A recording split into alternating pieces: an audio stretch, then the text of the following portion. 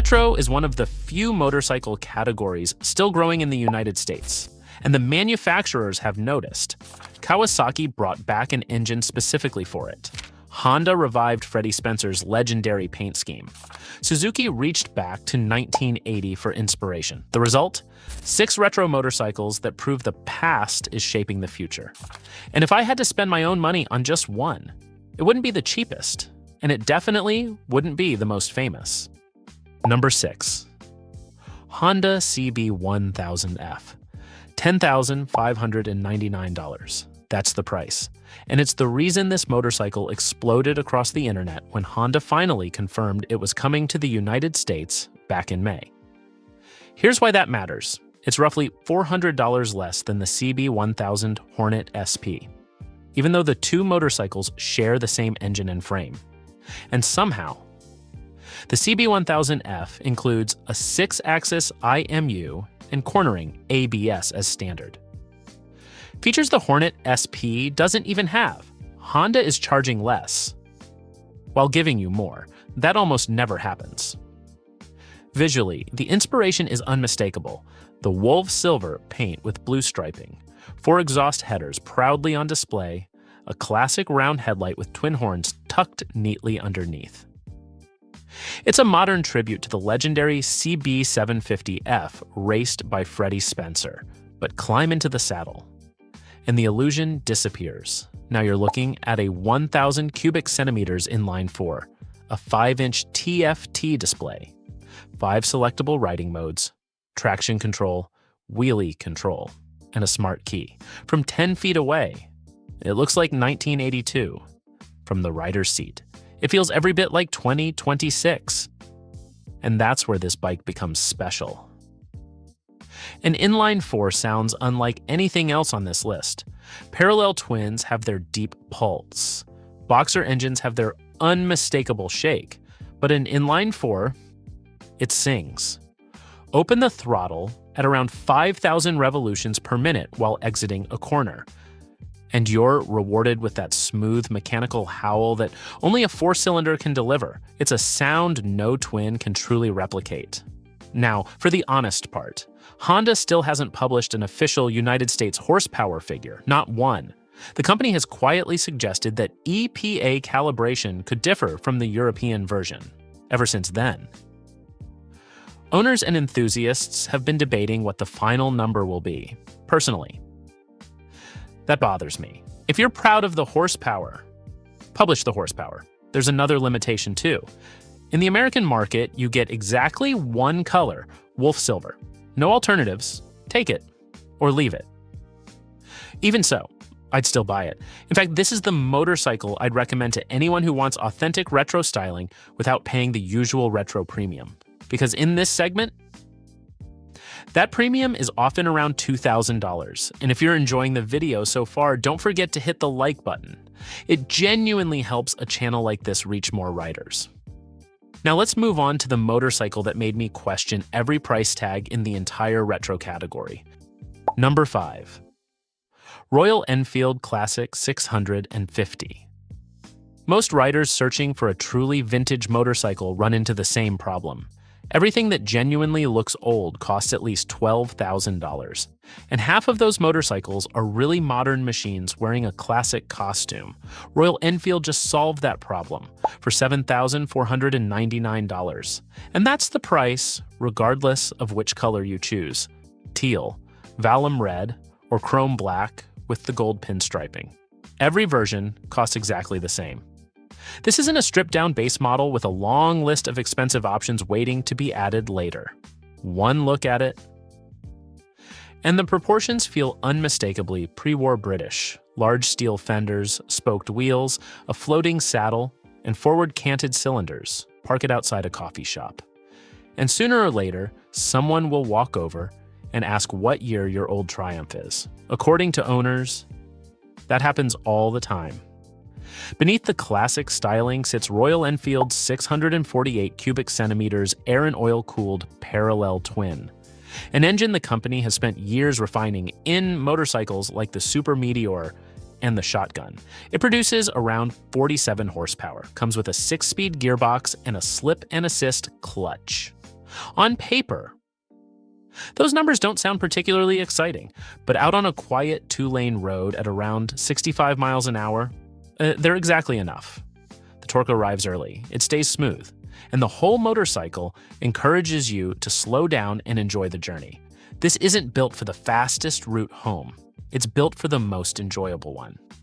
Now for the downside, this motorcycle is heavy. It weighs well over 500 pounds. The wheelbase stretches to roughly 58 inches, and the front forks aren't adjustable. Push it aggressively through a series of tight corners, and you'll quickly feel its limits. The seat also starts feeling firm after about 90 minutes in the saddle.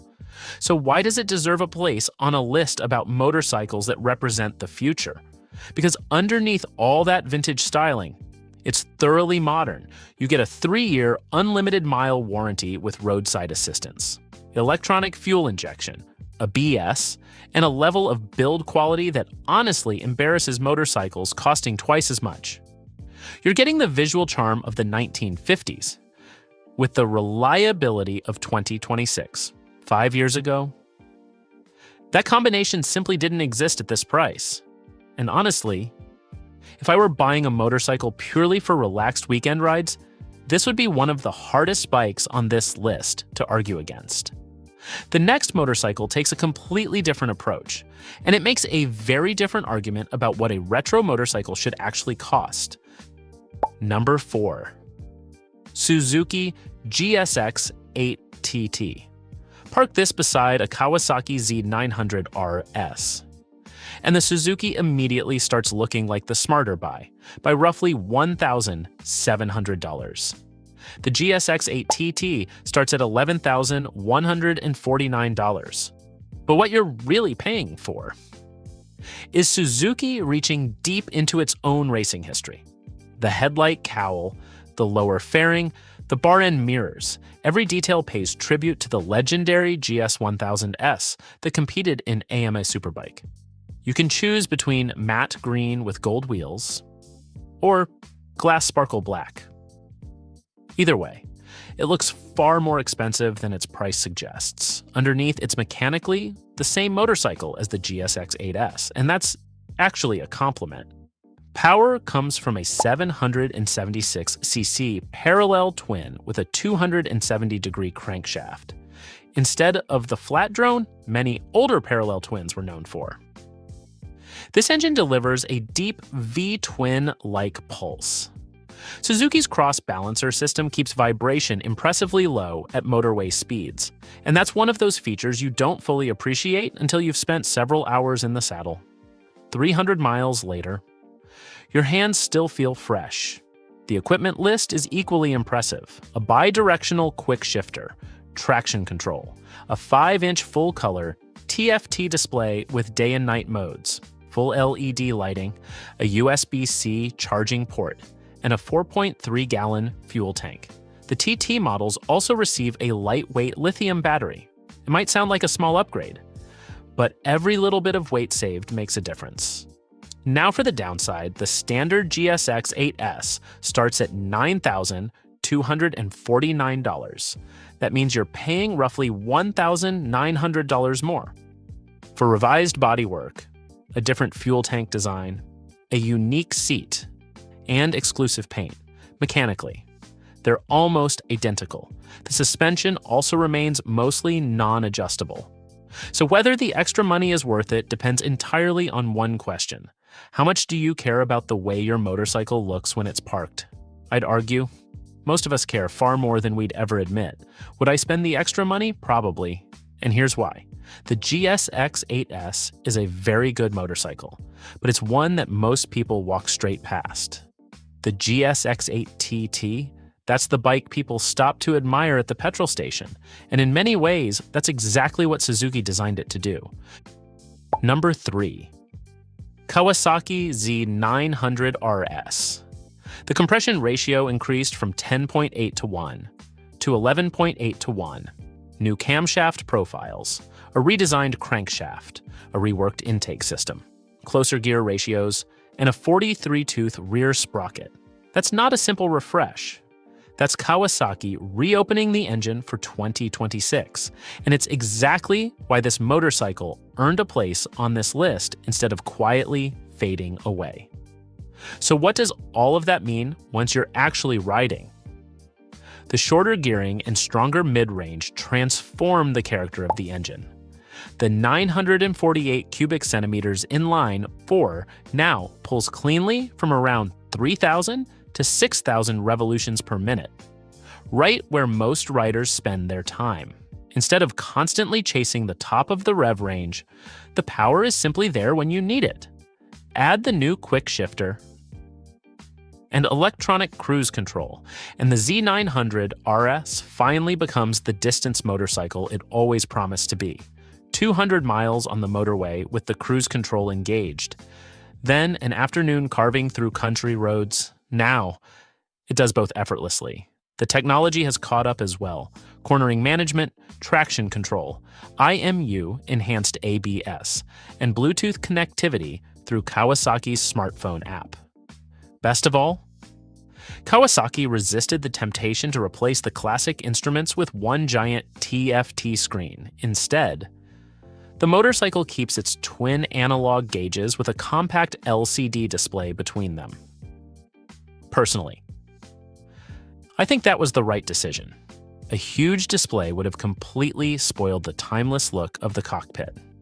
Pricing starts at $12,899 for the standard model in ebony. The Cafe version comes in at $13,299, and the SE starts at $14,599. That model adds Brembo M432 brake calipers, an Öhlins S46 rear shock, and the striking fireball paint scheme inspired by the original Z1. Now for the downside, this isn't a lightweight motorcycle.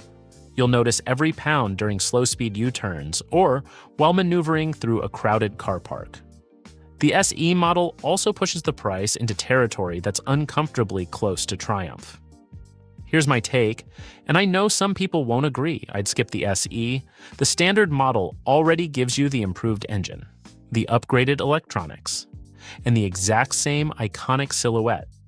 Take the money you save, buy a quality exhaust, upgrade the seat, and enjoy the motorcycle. Before we get to the final two motorcycles that made this ranking incredibly difficult.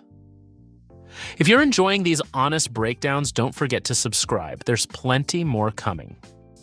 Number 2, BMW R12 nineT. A rider I know sold a perfectly good sport bike, accepted the financial hit, and bought one of these for one simple reason. Not because it was faster, not because it had more technology, but because of the way it feels sitting at a traffic light, blip the throttle. And that 1,170 cubic centimeters boxer engine rocks the entire motorcycle gently from side to side. 3 months later, he'd already fitted a different seat, new handlebars, and a solo tail unit. That, in a nutshell, is the BMW R12 nineT experience. BMW designed this motorcycle with customization in mind. The one-piece main frame uses a bolt-on rear subframe. That means you can completely transform the rear of the motorcycle without cutting or welding anything. An entire aftermarket industry exists around the nineT platform, and that's a huge reason why this family of motorcycles has remained so popular for well over a decade. But the real story is the engine. 109 horsepower, 85 pound-feet of torque, all delivered by an air and oil-cooled boxer twin. The result is effortless torque throughout the rev range, and a level of mechanical character that no liquid-cooled inline-4 can truly duplicate. Open the throttle in third gear, and the motorcycle simply surges forward. Suspension is equally impressive. Fully adjustable 45mm upside-down front forks, a paralever rear suspension with a hydraulic bump stop.